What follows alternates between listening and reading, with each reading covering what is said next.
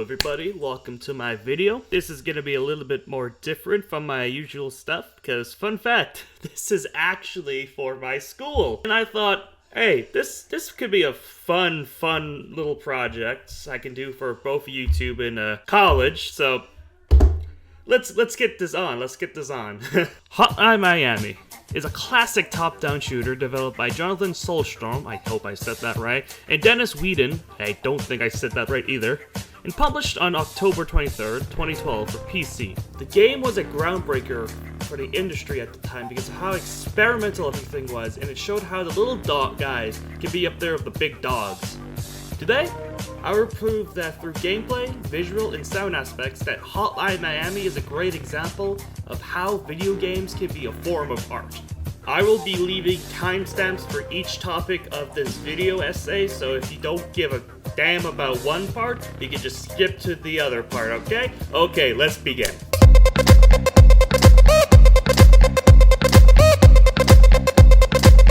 In the Oxford Dictionary, they define running gun as detonating fast, free-flow play without emphasis on set plays or defense. To be fair, it should be defined as a fast-paced, adrenaline-pumping experience where you activate your third sense and go absolutely AWOL on pure wit. Games that are like this are Doom, Quake, My Friend Pedro, the Shadow Warrior series, Get to the Orange Door, Bullets Per Minute, Ultra Kill, Lead in Sky, and many more. In the above-mentioned games, your characters are made to feel powerful and unstoppable. But in Hotline Miami, your character is made to feel more grounded in reality. You get shot? In the other games, you have a health bar, and heck, you can get a shot as many times as you want before the health bar runs out. But in Hotline Miami, the second you get shot, you die, and you restart from a checkpoint. In Hotline Miami, you have a bird's eye view of the map. You can see your enemies and where the weapons are. Unlike the other games, you need to be able to strategize because unlike the other games, you get hit or die, and you must restart from a checkpoint that puts you further back in the game. This game makes you think, heightens your reflexes mentally, puts you in survival mode, spiking your concentration and sharpening your wit. Knowing what we do about Hotline Miami, the combat can be as simple as picking up a weapon and shooting. If you run out of ammo, you must use your wit to figure out how to survive. You have your options to throw your weapon at your enemies, run away, or look for new weapons as they scatter across each map. Hotline Miami gives its players many weapons options such as guns, baseball bats, knives, drills, darts, katanas, bricks, bottles, and even pool cues to name a few. You also have the ability to earn mask upon completing different levels, which gives you a certain perks such as Tony, who has deadly fist and can kill in one shot with them, Dennis, who starts with a trusty old knife, and Don Juan, who can make door swings deadly among others. And want to know what also mimics reality? Art. Art mimics the emotion and feel of everyday life. Sometimes joy, sometimes sadness, and even the bleakness can be part of life. Hotline Miami reflects this by putting you in the shoes of a protagonist that could be like you, or me, who is grounded in reality and shows feelings of happiness, sadness, or anger, to name a few emotions. And again, it all puts together to show that the game is proven to be art.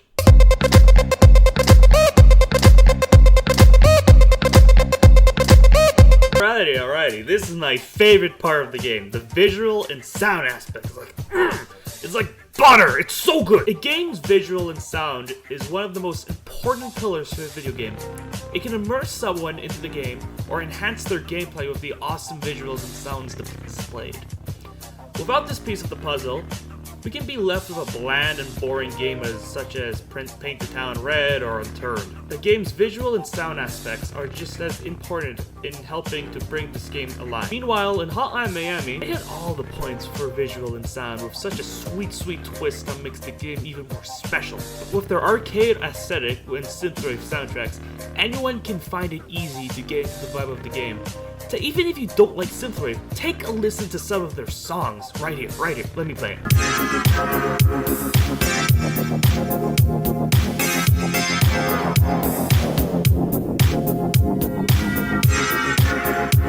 Hotline Miami's art style is very retro. It looks like an old arcade game that uses a color palette of a lot of purples and blues that give it a cool vibe that screams retro 80s.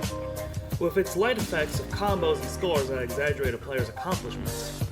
It gets your adrenaline pumping and encourages you to keep up your gameplay. In my opinion, Hotline Miami's visual and sound aspects are one of its defining features. It was fun, fresh, innovative, and unique for its time with a retro style that felt new but familiar, combining it with an 80s genre with the synthwave of today, putting this game ahead of its time. People may argue that just because a video game has a few nice pictures and music doesn't make it art.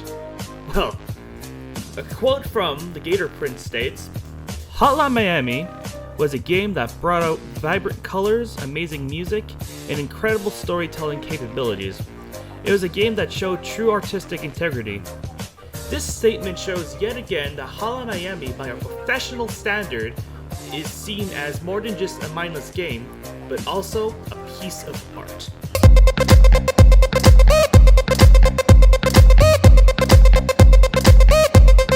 Alright, now that I have discussed the visual and sound aspects of gameplay, it's time to talk about my favorite part of any game, the story. Although the game is fast and fun with a flashy art style and amazing soundtrack, the story behind Hotline Miami is one of rage, tragedy, and revenge that explores mental health in an interesting way with an interesting narrative. It makes one question their own morality and ask the question, do you like hurting other people? To understand the story of Hotline Miami and its main character, we need to talk about Hotline Miami 2 and then 1. I know, very interesting, in this exact order. The story begins back in Hawaii in 1985 during the Soviet conflict. Our main character, Jacket, is part of a special forces group with his best friend Nikki, who was tasked with going into Soviet camps and killing the Russians. During one of these missions, Jacket and Nikki, along with the rest of their squad, was tasked with blowing up a Soviet base. But during this raid, Jacket was critically injured from an explosion that killed another squad mate. Luckily for Jacket and Nikki, they pulled through and destroyed the Soviet base. But tragedy struck when they returned home and the Russians launched a nuclear attack on San Francisco, killing millions, including Nikki. When an already traumatized Jacket hears the news of his friend's death, he is devastated and full of rage. 4 years later, Jacket is still enraged and now inflicted with mental disorders like schizophrenia, multiple personality disorder, and PTSD, all hinted at through gameplay and visual effects. One day, Jacket starts receiving mysterious calls with cryptic messages. These calls send him on a downward spiral and a killing spree against the Russian mafia. He follows these orders and feels like he's getting revenge for his old friend. But something in the game suggests that he is questioning what he is doing. The eerie music makes one stop and think about all the damage caused and gives the player a real-world feeling of conflict. Jacket copes with these feelings by blaming the mask he wears. I know, this is the part where I bring up an argument, and, well, you're right, so here it goes.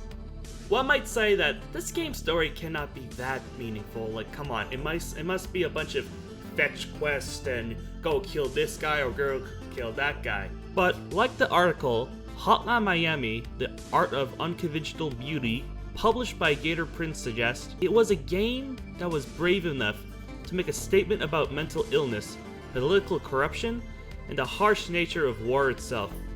This is an excellent proof of how Hotline Miami's story is a form of art. Stories give us a personal perspective into certain topics in people's lives that can become very personal. Art is the same way. It expresses emotions and sometimes gives us a message to us that can resonate and change us forever. Now, thank you for watching today's video. I hope you enjoyed it, and if you do, feel free to come back and watch more of my stuff. And hey Deech, I hope you enjoyed the video, and I hope this gives me a good grade. I know you like Hotline Miami too, so a B? I'm just joking around. Anyway, see you guys later.